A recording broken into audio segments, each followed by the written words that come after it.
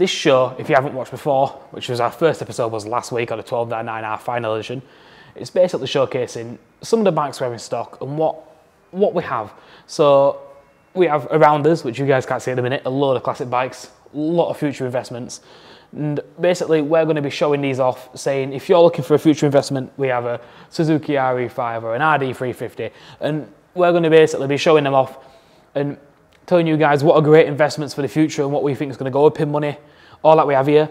What are great track bikes, you know, for the experienced rider, of course. And basically, you know, 125s and all that other stuff, for what are great first bikes for, you know, a learner rider, and all basically everything in between there. And yeah, not really much else to say apart from it's going to be a weekly thing, maybe 2 or 3 a week.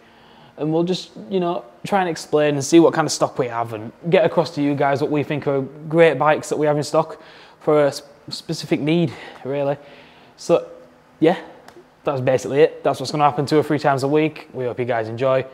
And yeah, let's get straight into this YAMAHA R1-M. So guys, what do we say? This bike was inspired from the MotoGP M1, which I'll put a picture of now. It's Yamaha's MotoGP bike, Valentino Rossi and Vinales, can't remember, it's been a long time. They ride that bike, and it's the carbon body panels, it's basically styled to take on the looks of that bike and the feel that obviously they ride, which is obviously not as extreme in this bike, don't get me wrong, they are some next level prototype racing bikes, but it's meant to give you that same feel that they have riding on their MotoGP bikes for the road. Now, the differences between the R1 and the R1-M is that they've changed the fueling, suspension, everything to make it one of the most desired track bikes out there. With its electronic suspension, it really does go around the corners like a dream. You really could not get anything better. It handles like it's on rails. Like I said before, staying to its racing genes, it obviously takes after the look of the M1. It has all the carbon fibre body panels and the front mud guard, just to obviously decrease weight, which is a big part in a motorcycle. Obviously they need to weigh less with the big 5cc engine as well, getting that nice power to weight ratio. But it also, it looks amazing, which is mostly what people go for. It does have that nice carbon look, obviously with the silver and blue. Don't know why I touched that, it's not blue. Blue's here in here and on the wheels. But yeah, like I was saying, it really does finish off the bike with the carbon accents, and just really does make it look like one of the most beautiful bikes on the road at the minute. Definitely on par with the Panigale R.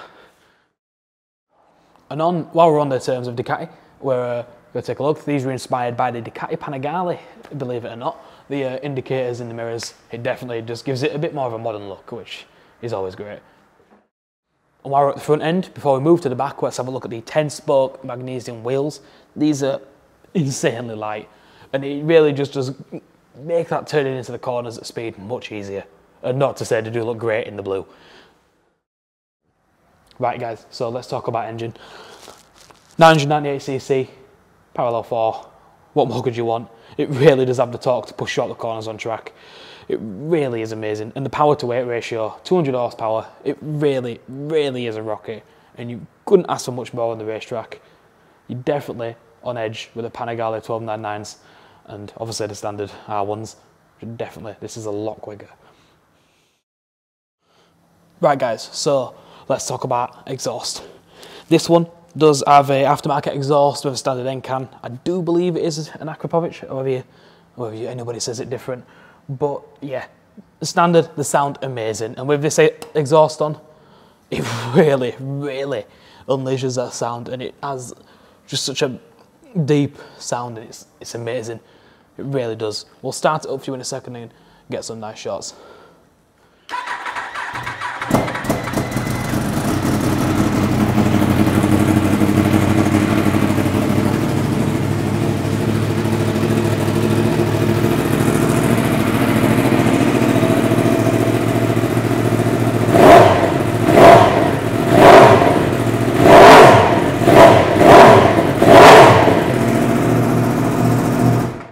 Right guys, so let's talk about this lovely brushed aluminium tank. Now, like the Panigale R, it does have obviously the exotic materials on it, like we were saying, carbon fibre, brushed aluminium tank. Now, the Ducati had a red tank obviously, with obviously maxed out some of the aluminium, and just had that kind of cool look to it, whereas this just has the exposed aluminium, obviously with silver difference there. So paint, aluminium, and it does look good, and it really does add to the effect of the bike, where it gives it that expensive feel that you want when you're buying an expensive bike like this. You want it to, obviously, look the part as well as performing as you'd expect. Now this bike definitely does both, like the Panigale are. This, obviously, like I said before, has a brushed aluminium tank, and it really does just give it that expensive look and feel